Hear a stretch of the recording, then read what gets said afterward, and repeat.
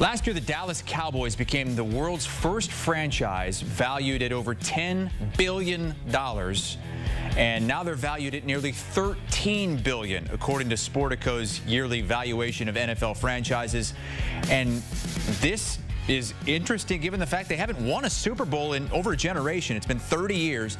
But Jerry Jones says despite winning, they continue to gain value because he always puts them in the news. I do believe if we're not being looked at, then I'll do my part to get us looked at. The Cowboys are a soap opera, 365 days. The screening will begin when it gets slow. I'll stir it up. He certainly does that, and the numbers don't lie. $12.8 billion. That's about $2.5 billion more than the next highest valued team, the LA Rams, at just over $10 billion. The Giants are over $10 billion as well. This goes all the way down to the Cincinnati Bengals at about $5.5 billion. We have a great sports business mind to tap into here in former MLB World Series winning president David Samson. David, Jerry Jones gets a lot of flack for some of the things he does and he says, but is there a lesson that other owners and executives could learn from what he's doing? Well, P.T. Barnum wins the day, doesn't he? Because Jerry Jones said it himself. He likes to be in the news, and boy, is he ever for everything but winning. And the sad part for fans is that apparently winning isn't everything. In fact, it may even be inversely correlated to franchise value. Well, not totally 100% inversely, but look at what we're talking about here. The valuations are done by companies, and you really don't know whether Sportico has it right, because no one's bought the Cowboys. So there's been no offer really to know what it would be to take control of the star. But what we know is the star is like Madonna. It's a one-word name. It's Taylor, and it has value with it. And that's what you try to create with any company. And Jerry Jones has done it. What he's made sure is that people associate the Cowboys with revenue, both revenue that is shared with the other teams and revenue that he gets to keep for himself as part of the Cowboys' valuation of their team. So he's running a great business. The thing is, he needs a better GM. It's obviously been 30 years since they won the Super Bowl, but David, it's already been 30 years since they've even made a conference championship game.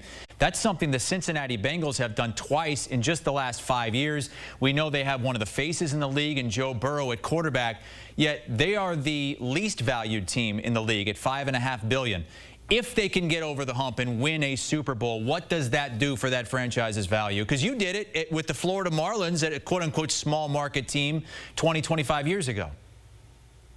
Yeah, we won a World Series, and did I think that that would increase the value of the team? I did, but getting a new ballpark increased the value. But really what made the $1.2 billion way back in 17 was simply multiple parties wanted to own a baseball team, and that caused the price to go up. The irony is the least valuable team, according to Sportico, is over $5 billion, and of course, baseball would love to be in that category. We always talked about that we'd like our teams to be worth what NFL teams are worth, but they just don't have the revenue and they just don't have the brand recognition other than at the very top with the Yankees and the Dodgers. So it's just different leagues, and this shows that the NFL is far and away the healthiest league with the best brands, the ability to generate the most revenue. But Super Bowls, we've learned that it really doesn't matter. So what's the incentive in a salary cap league and a salary floor league? If you're Jerry Jones,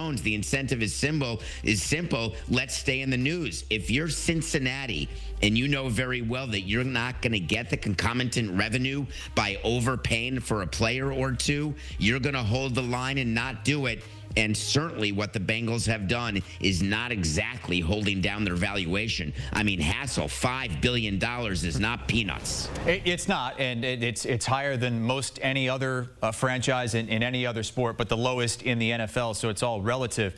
We've seen singular owners own teams in different leagues. I mean, Josh Harris is 76ers, Commanders, New Jersey Devils. Even today, the Carolina Hurricanes owner buying the Portland Trailblazers, and reports are that they are not going to move the team out of Portland.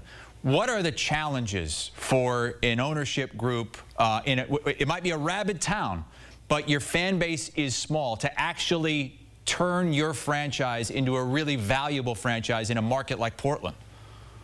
So what new owners are going to say is they want to come in there and they want Portland to win. And the irony of what we just talked about is we've learned that winning may not actually increase the value of the franchise in the NFL the way it would in, let's say, the NBA. Let's look at the Golden State Warriors. What did they do? They got a new arena where they generate a ton of game day revenue because they are a dynasty and they had this amazing stretch of winning, which some would say is over. Some say it's sort of at the end. We'll wait to see.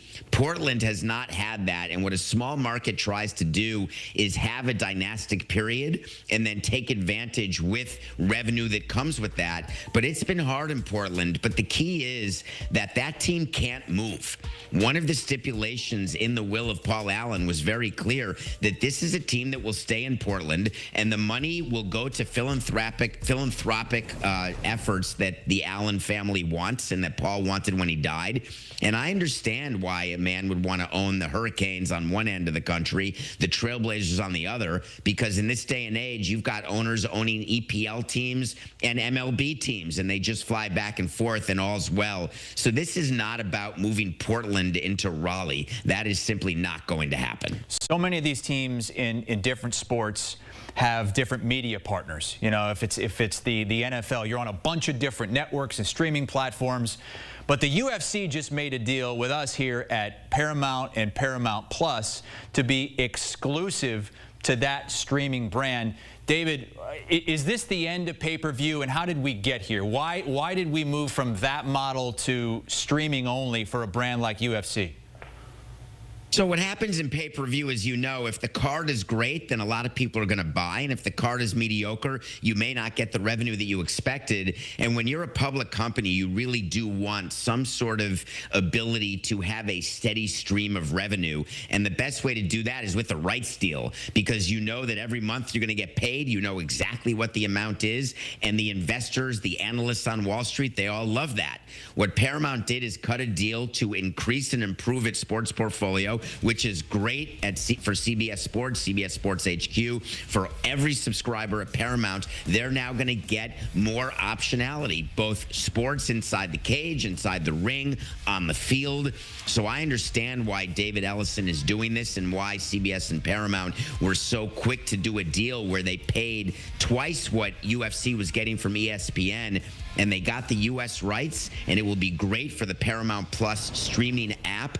But keep in mind, if you're UFC, you still have stuff that you have not sold to Paramount. You have the ability, as Dana White said, we can do pay-per-view events for special events. They can sell their international rights. They can do other things that are outside of the numbered events. So I think this is a win-win for both the UFC and for Paramount. Yeah, it might not be the complete end of pay-per-view, as you said. Dana White saying yesterday that it hasn't closed the door on that just yet. David Samson will close the door on you, at least for now. Thanks for joining us here on HQ.